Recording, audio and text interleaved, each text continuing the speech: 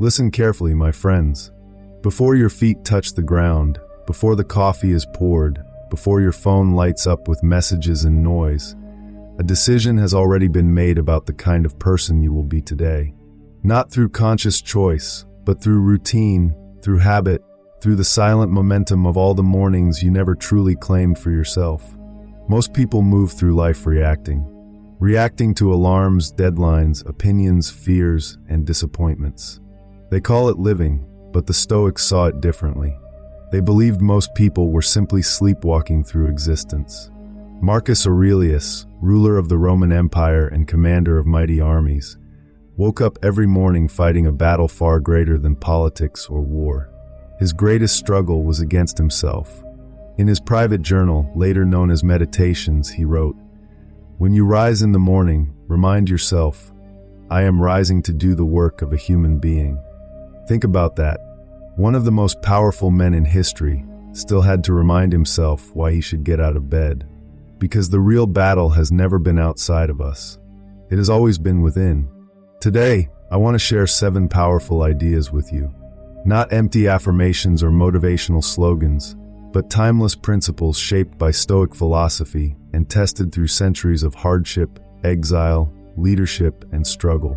If you repeat these words every morning and truly understand them, they can slowly reshape the way you think, act, and live. But this is deeper than repeating sentences. Behind every line is a philosophy, a different way of seeing yourself and the world. Great thinkers spent entire lifetimes understanding these truths. What I'm giving you is a doorway into that wisdom. So take your time with this, because mornings are not simply the start of a day. They are a battlefield. Every morning, 2 forces meet inside you. The first is comfort, the pull of old habits, excuses, and familiar patterns. It tells you, stay where you are, rest a little longer. You don't need to change. The second is growth, the part of you that knows you are capable of more. The voice that understands comfort can slowly become a prison. The voice that pushes you toward discipline, purpose, and self-respect. The Stoics understood this inner conflict deeply. Epictetus, who was born a slave and later became one of history's greatest philosophers, taught that the first act of philosophy is not simply waking up physically, but waking up mentally. He said, "First tell yourself who you want to be, and then act accordingly."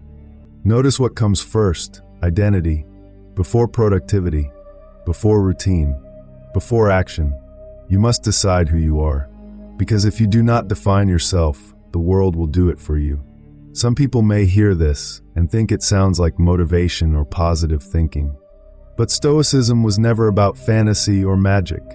The Stoics studied the human mind carefully. And interestingly, modern neuroscience now supports much of what they practiced intuitively. The first moments after waking are incredibly powerful for the brain. Your mind is more open, more receptive, and more impressionable. The thoughts you repeat during this time begin shaping your mental patterns throughout the day. What you consistently tell yourself becomes the internal script your mind follows. The Stoics understood this long before science explained it. Marcus Aurelius journaled every morning. Epictetus taught self-awareness as the foundation of wisdom. Seneca built his mornings around reflection and intentional thought. Not because it sounded inspiring, because it worked. The first principle is this: I am responsible for my reactions. Nothing outside me controls me unless I allow it. Read that carefully. This idea is powerful because it changes how you see suffering, anger, frustration, and fear. It reminds you that while you cannot always control events, you can control the meaning you give them and the way you respond. The Stoics never said emotions were wrong. They did not believe in becoming cold or emotionless.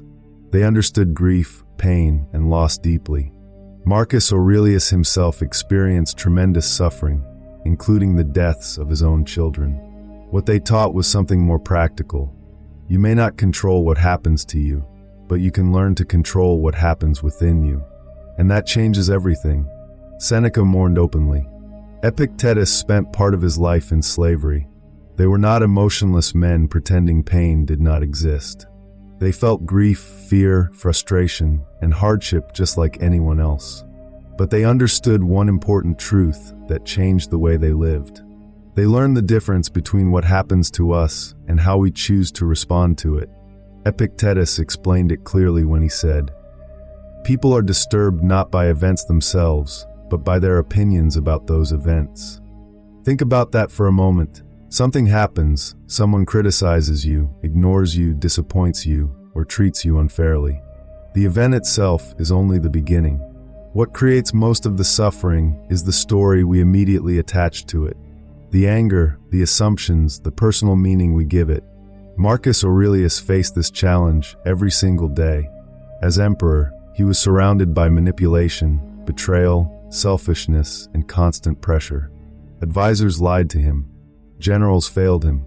Friends disappointed him. People around him acted out of ego, greed, and insecurity. Yet in his private writings, we see a man constantly training his mind not to react blindly. Every morning, he reminded himself, "Today I will meet people who are selfish, arrogant, dishonest, jealous, and difficult." At first, that sounds negative, but it was not pessimism, it was preparation. He understood that expecting life to be smooth only makes us fragile. But when you mentally prepare for challenges, you stop being shocked by them. You stop reacting emotionally to every inconvenience. A person who expects difficulty is already stronger when difficulty arrives. But Marcus Aurelius went even deeper. He reminded himself that even the people causing harm were still human beings, struggling with their own weaknesses and inner battles. He refused to let anger turn him bitter. That is the real Stoic practice. Not suppressing emotion, not pretending pain does not exist, but transforming your perspective so your emotions no longer control you. So when you repeat this line, "I am responsible for my reactions. Nothing outside me controls me unless I allow it." Don't say it casually. Pause for a moment. Think about the person or situation that affects you the most right now. Maybe it is a difficult relationship, criticism from others, workplace stress, or even your own self-doubt. Notice the emotional reaction that rises inside you. Then remind yourself again, you are not powerless. You are not only reacting to life, you are choosing how the story continues. Because you are not just living the story, you are writing it. Now let's move to the second principle. I will protect my attention because it shapes my life. Most people believe time is their most valuable resource. And yes, time matters. But the Stoics believed something even more important comes before time: attention. You can have years ahead of you and still waste your life if your attention is constantly scattered. Because life is not only measured by how many hours you lived, it is measured by what filled your mind during those hours. Seneca wrote something incredibly relevant even today. It is not that we have little time, but that we waste much of it. And remember, he said this 2,000 years ago, long before smartphones, endless scrolling, constant notifications, and social media distractions existed. Imagine what he would think about the modern world. The Stoics understood something powerful. Attention is never neutral. What you repeatedly focus on slowly shapes your character, your emotions, and your identity. Marcus Aurelius wrote, "The soul becomes colored by the thoughts it repeatedly holds." In other words, your mind becomes whatever you feed it consistently. If your mornings begin with negativity, outrage, comparison, and distraction, your inner world slowly absorbs those qualities. If your attention is constantly consumed by gossip, shallow entertainment, and endless noise, your ability to think deeply and live intentionally becomes weaker over time. But when your mornings begin with reflection, discipline, gratitude, and clarity, your mind grows stronger, calmer, and more focused. What you give your attention to eventually becomes part of who you are. That is why protecting your attention is not just about productivity. It is about protecting your peace, your character, and the direction of your life. When you begin asking yourself what truly matters, when you intentionally direct your mind toward wisdom, discipline, and purpose, your inner world slowly starts to reflect those qualities. The Stoics had a special term for the part of the mind responsible for directing attention and making conscious choices. They called it the hegemonikon, the ruling center of the mind. This was not some mystical or spiritual idea. It was deeply practical. The hegemonican is the part of you that can pause before reacting. It is the inner authority that can step back from emotions, impulses, distractions, and habits and decide consciously where your energy and focus should go. Epictetus believed the entire purpose of philosophy was to strengthen this inner faculty. He wrote, "Do not seek for events to happen as you wish, but wish for events to happen as they do happen, and your life will flow smoothly." But before you can accept life calmly, you first have to notice how your mind reacts to it. You must become aware of where your attention is drifting. You have to catch yourself before your emotions and distractions take control. That awareness requires training, and every morning gives you an opportunity to strengthen it by choosing carefully what deserves your attention first. Now, I want to speak honestly about something important. There is a constant battle for your attention. Every notification, every social media feed, every autoplay video, every app designed to keep you scrolling, all of them compete for control of your focus. And the battlefield is your mind. The people designing these systems understand something Seneca understood centuries ago. Attention is one of the most valuable things a human being possesses. Because whatever captures your attention eventually shapes your thoughts, emotions, habits, and identity. If the first moments of your day are consumed by noise, distraction, comparison, and anxiety, those feelings begin setting the tone for everything that follows. Not because anyone is secretly controlling you, but because repeated patterns slowly program the way you think. The Stoic response is not to reject technology completely or run away from modern life. The answer is awareness and discipline. It is creating a morning where your mind belongs to you before it belongs to the world. A morning where you guard your attention the way a soldier protects the entrance to a fortress. So when you say, "I will protect my attention because it is precious," say it with intention. Think specifically about what will compete for your focus today. The apps, the distractions, the worries, the conversations, the endless noise demanding your energy. Then, before anything else, spend a few quiet moments directing your attention deliberately. Write in a journal. Reflect in silence. Focus on one meaningful priority for the day. Remind yourself what truly matters. Protect your mind before the world rushes in. Now we come to the third principle. I choose difficulty willingly. I was not made only for comfort. I was made to grow. This is where many people struggle, because it asks something uncomfortable. Not only facing hardship when it appears, but willingly challenging yourself before life forces you to. The Stoics practiced something called ascesis, meaning training or disciplined practice. It involved intentionally doing things that were difficult, uncomfortable, or inconvenient, not as punishment, but as preparation. Seneca often practiced this himself. Even though he was extremely wealthy, he would sometimes live simply for several days. He wore rough clothing, ate basic food, and avoided luxury. Why? Because he wanted to remind himself that he could survive discomfort. He wanted to weaken his dependence on comfort and strengthen his resilience. He would ask himself, "Is this what I was so afraid of?" Again and again, he trained himself to realize that hardship was rarely as unbearable as the mind imagined. And this reveals something the modern world often forgets. Comfort becomes dangerous when it becomes the ultimate goal of life. The Stoics did not hate pleasure, rest, or beauty. They simply understood that when a person constantly avoids difficulty, they become weaker in the face of reality. The more we organize life around convenience and ease, the less capable we become of handling discomfort. Every time you avoid a difficult conversation, delay meaningful work, escape discomfort, or run from challenge, you unintentionally teach yourself that discomfort is something to fear.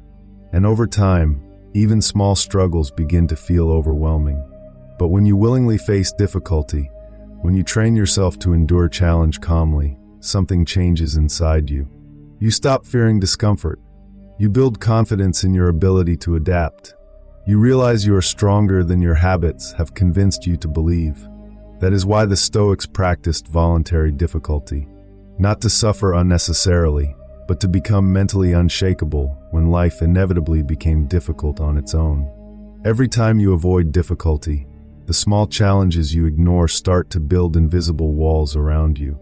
Every time you take the easy path, the hard path begins to feel threatening. Gradually, without noticing, comfort shrinks your world until you are capable only of what comes easily. And a person who is only capable of what is easy is vulnerable, because life, as Marcus Aurelius knew better than anyone, does not exist to make you comfortable. There's a passage in Meditations that I find profoundly moving. Marcus Aurelius, writing to himself in private, catches himself wanting to stay in bed. The Emperor of Rome, the most powerful man alive, feeling the pull of ease. And he writes, "Is it your role to lounge in bed or to act? Look at plants, sparrows, ants, spiders, bees, all performing their work and cooperating in order. Are you unwilling to do the work of a human being?" He calls himself out without mercy. The desire to stay comfortable isn't just laziness, it's a philosophical danger. It's the part of us that would rather sleep than grow. And he fought it every morning, not because he was naturally disciplined, but because he had trained himself over years to choose voluntary difficulty over comfort.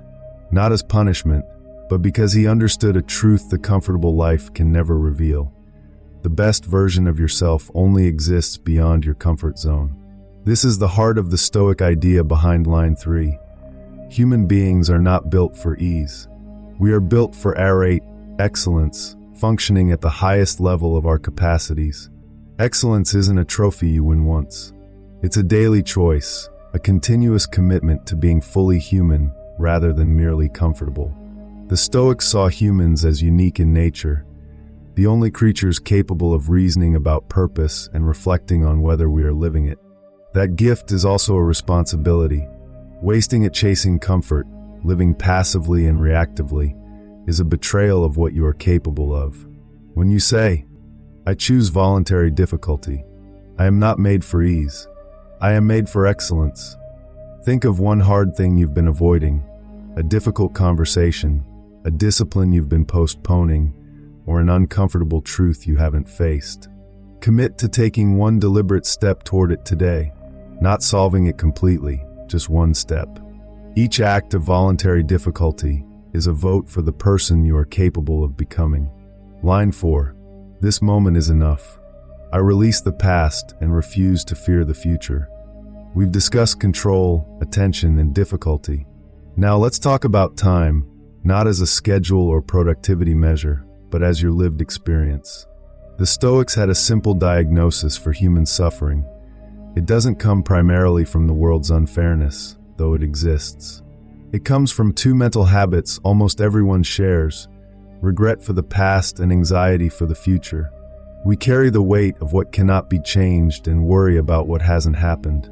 And in doing so, we miss the only moment that truly exists, the present. Epictetus wrote, "Never let the future disturb you. You will meet it if you must, armed with the same reason that equips you for the present." Marcus Aurelius is even more direct. Focus on the present, not as a slogan, but as a philosophical necessity. Most adults have never fully inhabited a single moment. Physically present, they are mentally elsewhere, replaying old conversations, projecting worst-case scenarios, living in rumination. Research shows that nearly half of our waking lives are spent like this, in moments that don't exist. The Stoics anticipated this. They practiced prohairesis, deliberate attention to the present, not as meditation for its own sake, but because virtue, courage, wisdom, integrity can only be exercised in the now. You cannot be brave in a memory. You cannot practice wisdom in a hypothetical future. You can only act in this moment, this breath, this choice. They also embraced a thought that sounds grim but is deeply freeing. Memento mori. Remember you will die. Marcus Aurelius wrote, "Think of yourself as dead. You have lived your life. Now take what is left and live it properly. Live each day as if it were your last, without frenzy, without apathy, without pretense. When you truly accept that this moment is unique and fleeting, that it will never return, the past loses its grip, the future loses its terror, and now becomes luminous. Not because it's perfect, but because it is real." Seneca describes this beautifully. Life is divided into past, present, and future. The past is fixed but unchangeable. The future is uncertain. The present is brief and can hardly be grasped. He writes, "Everything else is alien to us. Time alone is ours. Yet we squander it carelessly, on distractions, on worries, on other people's priorities, on noise that pulls us away from the one moment we actually possess. The world around you doesn't care whether you flourish or not. When you say, 'This moment is enough. I release the past and refuse to fear the future,' take 3 full, conscious breaths. On the first, let go of something from yesterday that's still holding you back. On the second, release a worry about tomorrow. On the third, arrive fully in the present. Feel the weight of your body, the temperature of the air, the reality of being alive right now. You are here. This is enough. Begin." Line 5, "My purpose is not comfort. It is contribution." This line separates those who live philosophically from those who just talk about it. It asks the question most people avoid: what am I actually here for? The Stoics had a concept called oikeiosis, roughly familiarization or appropriation. It describes how philosophy gradually widens your sense of who and what belongs to you. At first, your concern is small: your body, your desires, your family. But as you grow, the circle expands: your community, your city, humanity as a whole. Marcus Aurelius, who could have justified self-interest as emperor, repeatedly reminded himself of duty not just to Rome, but to humanity. He wrote, "What injures the hive injures the bee." We were born for cooperation, just as the hands, the feet, the eyelids, and the teeth function together. A man's life is brief, his perception clouded, his body corruptible. What then guides a man? Philosophy. The lesson: you are not the center of the story. The more you obsess over your comfort, pleasure, reputation, or security, the less of it you truly experience. The more you focus on contribution, on excellence, and serving something larger than yourself, the more fulfillment arrives naturally. Happiness, for the Stoics, is eudaimonia, flourishing. It's not a feeling, but a way of functioning. You flourish when you act as a fully realized human being, guided by reason, living by your values, and contributing to the whole. Happiness is a byproduct of virtue, not a goal in itself. Epictetus exemplifies this. Born a literal slave, he suffered unimaginable cruelty, even having his leg broken by his master. He remained calm. "You will break it." "It broke," he said. "Did I not tell you it would?" Freed later, he became one of the most influential philosophers, teaching emperors' sons and shaping Marcus Aurelius. For a man who began life as property, centering his life on comfort would have been absurd. What mattered was what he could control: his character, his choices, and his contribution. That's what built his inner freedom, a peace even a Roman senator envied. When you say, "My purpose is not comfort, it is contribution," ask yourself, who am I serving today, and how? It could be as small as supporting a colleague, being fully present for a family member, or doing your work with genuine care. Name it. Focus on it. Line 6, "Everything I love is borrowed. I will hold it gently." This is a difficult line because it forces us to confront what we often ignore: loss. The Stoics practiced premeditatio malorum, the premeditation of evils. They imagined losing what they loved: health, wealth, relationships, even life itself. This sounds grim today, but it's not morbid. Avoiding the thought of loss makes us fragile. When we assume things are permanent, we build our emotional lives on false security. Then when loss comes, as it inevitably will, we collapse, not because the loss is unbearable, but because we were unprepared. Marcus Aurelius lost 13 children, many in infancy. He faced war, plague, betrayal, and grief, yet his journals reveal a calm acceptance of impermanence. Loss is nothing else but change, and change is nature's delight. Love the people fate has given you, and love them fully. This isn't cold detachment. It's the courage to love fully, knowing loss is possible. Epictetus gave the ultimate exercise. When you kiss your child goodnight, remind yourself, tomorrow they may be gone. When you embrace your spouse, tomorrow they may be gone. When you sit in your favorite chair, tomorrow it may be ash. This isn't about fear. It's about gratitude so deep it borders on grief. When you truly recognize impermanence, you experience love more fully. The presence of the moment becomes vivid. Many people notice this idea in Buddhism and Seneca, impermanence, but the Stoics arrived there through reason, observation, and reflection on life's realities. Suffering grows not from loss itself, but from assuming permanence. Close that gap. Love openly, hold gently, and be present. When you say, "Everything I love is borrowed," I will hold it gently. Think of 3 things you love: a person, your health, a skill, and imagine them absent. Then approach them today with gratitude, presence, and fullness. This is not pessimism. It is love in its deepest form. Line 7. I do not just accept my fate. I love it. We've reached the summit. A more fatty love of fate. Not passive acceptance, not enduring hardship, but embracing life fully, including its challenges.